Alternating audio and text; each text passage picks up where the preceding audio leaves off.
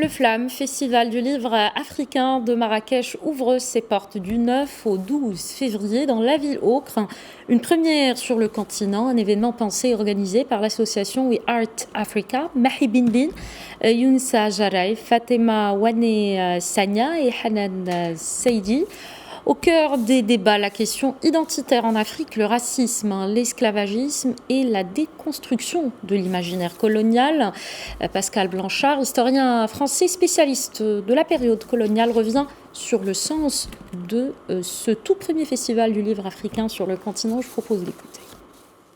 D'abord, c'était attendu. C'était attendu qu'il y ait un festival qui, justement, regroupe toutes ces énergies, toutes ces écritures, à la fois du continent africain, mais des diasporas africaines du monde, ou de ceux qui travaillent sur l'Afrique.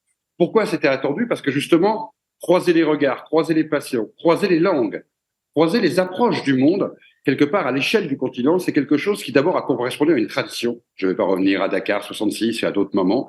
L'Afrique a parlé avec les Africains pour raisonner et penser le monde. Et je pense que des festivals comme celui où on le voit bien depuis 2 jours avec la richesse des débats, avec l'énergie aussi qui traverse nos échanges, avec les différentes nations, les différentes auteurs, hommes et femmes rassemblés, ça nous donne une richesse de montrer comment l'Afrique pense aujourd'hui, bouge, agit et d'une certaine manière est un acteur du monde. Et c'est important d'avoir des lieux pour croiser justement ces pensées.